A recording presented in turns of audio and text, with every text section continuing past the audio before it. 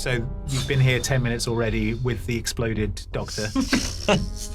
I'm not sure it's good to be in this room. Same room as this guy, fine, yeah. Okay. You hear a sort of whine run through the building, and you see the lights above you sort of start to flicker. And The whining's just me as we pack it up. The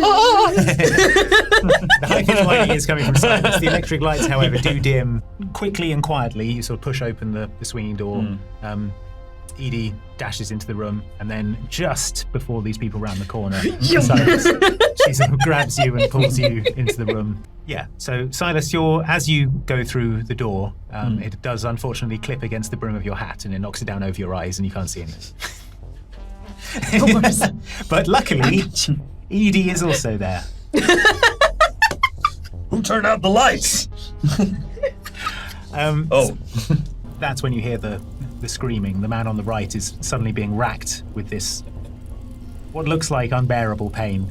Whereas before he was very kind of woozy and out of it, now he's fully alert, and you can see his eyes are wide open. He's screaming. Feeling all of it, right? He's screaming. And Senator Waxman, as this is happening, it seems to be a slow process, but he's starting to sort of stand up a little more, a little more straight. This is making me extremely uncomfortable. I lift something heavy and I get a bedpan for some reason. And I've got one of those like kidney bowl things, just to go pong. But but you both miss. Okay, we both miss, and we end up high-fiving. High-fiving the bedpans together. Okay. It's fine. We're here for your benefit. Well, that sounds persuasive. All right, fine. Well, he's not He's sure. plenty persuaded. He's not sure what's going on, but he likes the cut of your jib. So, Well, I'm sorry, sir, but are you aware that the man in the other tube over here is also a human being? Yes. Yes, I'm aware. Senator Waxman steps out now. He's like, yes, I'm aware. He's a human without $10,000. So that's why he's in that side and I'm in this side. Real asshole. I'm not. Excuse me. Listen here, man. I am a United States Senator, young man. I didn't vote for you. I'm gonna try and push him back into the tube. Yeah, we're not gonna disobey a direct order from Director DeCrow. Why? What might happen? Well, I mean, do they gesture at the tube with the cigarette? I mean, I've heard rumors. I will remember this. He sort of blushes. Oh, if he wasn't a terrible person, this would be adorable. I will remember this. I think quietly in my head. I'm saying it nicely, but in my head I'm like, I will kill you later. So you're in the room with this orderly, the man in the right-hand tube, Senator Waxman in the left-hand tube. And that's all the people in this room. Yeah. So what do we do? So we want to get to the painting, but do we want to leave these two orderlies here? Two orderlies? Two, right? There only appears to be one orderly. Suddenly you hear vents, anything. There's that speaker system. Let's see if anything. Speaking tube. We really don't have time to drag Waxman into the other tube and.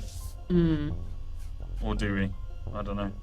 How long would it take? No, the alarm is going, but there doesn't seem to be any great urgency. There doesn't seem. Yeah, no one's you don't hear footsteps. There doesn't seem to be any sort of running. Like I said, it is quite a sparsely populated hospital. All right, you know what? Should we swap them? We've got time. Yeah, let's just swap them.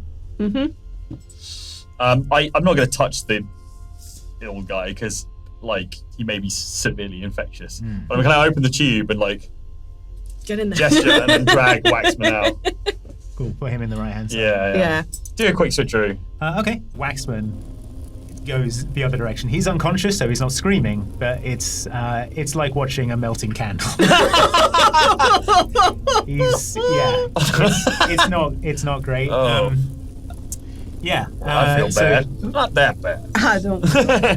There's a sort of ping sound, like a microwave just finished. The man steps out of the left-hand tube, and he's like, "Oh my goodness, thank you so much." That's good. I'd like to also jump in the tube. Shut it. Do it again. Yeah, go for it. Yeah. All right. Alice, hit the flip. Yeah, the switch. This takes less time. But, yeah. Edie, as you go in there, Yeah, you feel sort of the wound on your arm that you bandaged earlier and was feeling better. It just completely closes up, stops feeling hot, and the persistent cough that just started. It's cleared up. Suddenly, your chest doesn't feel tight anymore. And the puddle in the other tube just bubbles a bit, presumably. I think this is the straw that broke the waxman's back, because he just his face sloughs off his skull. Oh, Waxman melted like a candle. Yep. Ironic death. There you go. Yeah. Director DeCrow, it's Sweet William. Here. Please come up to treatment room Omega for normal things. Just come up here, please. There is a long silence. Then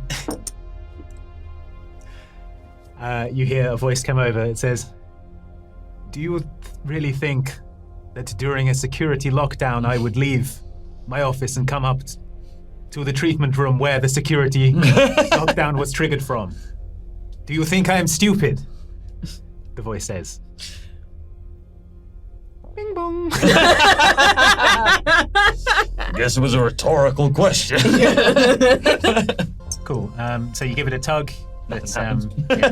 Your hat falls over your eyes again. The lights again. And I want you to stay here and stay safe. Okay? I'll do it. Thank He you. says, eyes brimming with tears. Sweet William will remain in treatment room Omega. Okay, you're in the Considering vent. the atrocities that he's committed, maybe. Yeah. Okay, so Silas, the fall from the vent has caused your hat to become stuck over there. You're struggling to remove it. Edie, This is you why the notice, feathers are the way to go, man. as you sort of round the corner, you almost bump into the other orderly who's like, oh, jeez. Okay. Big mistake, pal. I can explain. I uppercut him. Okay. Fighting roll, please. I'm pissed. Fine. You uppercut him out of his shoes. Great. Does his neck extend very briefly? He just does a huge More like disorderly. Yeah. Yeah. Just point him. Yeah. Yeah. security lockdown. Who's there? Lockdown's over, you old bastard. Who are you? Is that Sweet William. Is that you, Sweet William? Yeah, it's Sweet William. Damn, Do you not Sweet recognize William. my voice? No, I don't. You don't sound a bit like Sweet William. What happened to Cancel you? a goddamn lockdown. I don't know who you are, sir. I don't take orders from no one except Director DeCrow and also with any of the orderlies, but you ain't them. You ain't Sweet William, I know. Your voice is different. Okay. I assure you, I'm Sweet William. Sweet William. Listen how sweet I am. She's too sweet to become mad like you is, sir.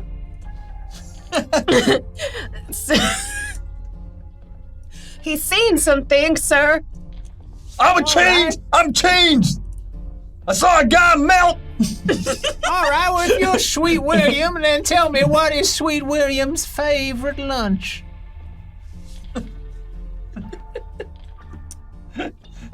My favorite lunch is a beautiful packed lunch with a pot of hummus. And I got it right here with me. I'm gonna slide my lunch thing under the door. Okay. My mama packed it for me. All right, do me a persuasion roll. Well, now, Sweet William, you didn't tell me your mama been making you them packed lunches again. You know my mama. Well, I don't know what has gotten into you, Sweet William, but let me just get this door up here real quick. The door goes back up into the I rugby tackle it off. Oh my God, it's not Sweet William at all.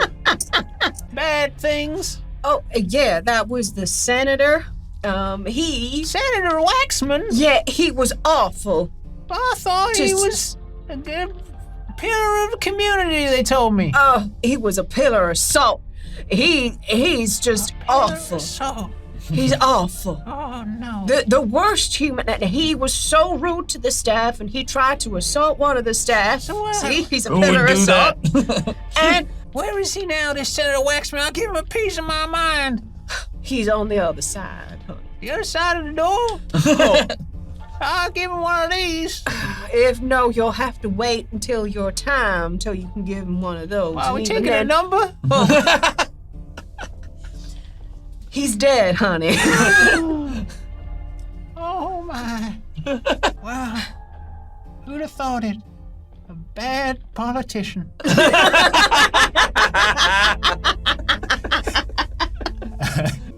There's a desk, and Daisy Ducrot is sat at the desk staring directly at you. She's like, very silent door opening. Well done. Thank you kindly. I slowly close it again. And just go doing Says, Dr. Harker, to the basement, please. Dr. Harker. He's otherwise engaged. I see. What we do here seems monstrous to some.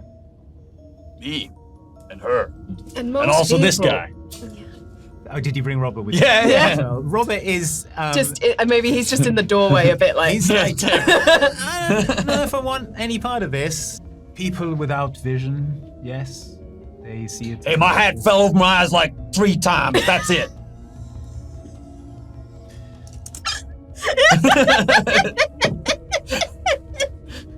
You need to give them a choice. What if we put you in the tube? I will give you a choice. You can get out of my office, or I can kill you. There's strong words. Yeah. All right. Someone only used to poison. He's basically going to Out start the to room. sprint back up the corridor. Don't blame him. You're going to... Baddies always seem to roll so much better than we do. The injector is lying on the floor, but she sort of holds her hands out like this and creates a sort of cloud of like hypodermic needles. And she just sort of fires at you, and these tiny needles all sort of pierce you at once.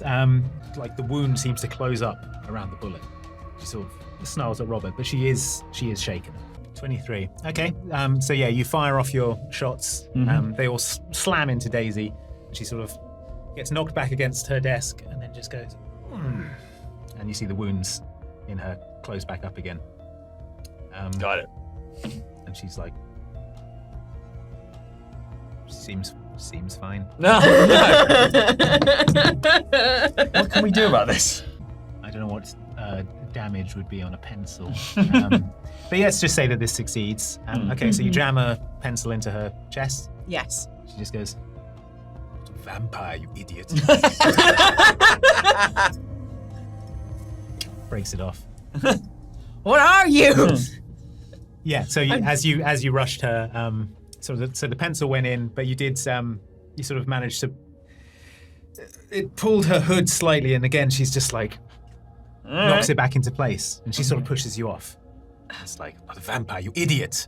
To be fair, that is a real vampire voice. I'm just saying. I know, right? I heard the accent, and now it's like them stories those telltellers tell us. So, When I said before that her head was shaved, Yeah. I mean, a lot more so than you first initially realized, because the top of her skull is actually missing, and you can see her brain is exposed at the back of her head. Whoa. So there's about the size of a sort of side plate Right. of her skull is missing, and her brain is exposed. And she sort of like moves to kind of try and grab the cape, but you've already snatched it away. And Nice. she sort of just hisses, and is now sort of trying to keep that away.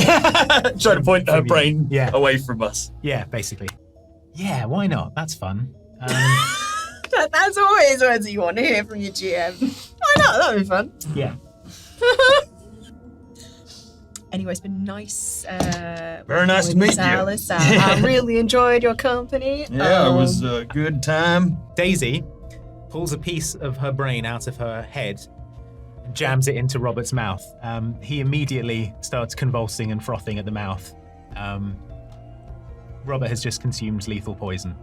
So, yeah, I'm removing Robert From the equation. from the equation. Yeah, little Bobby. Yeah, Robert's down.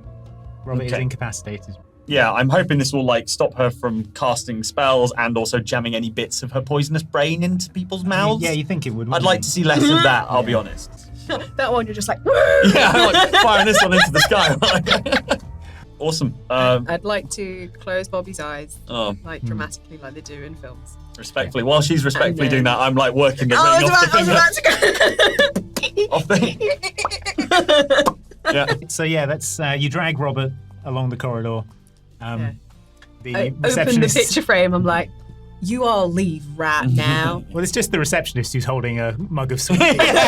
He sees you Oh, dragging. wait, I walk up and I'm like, thank you so much. Sees the corpses. He's like, no bother.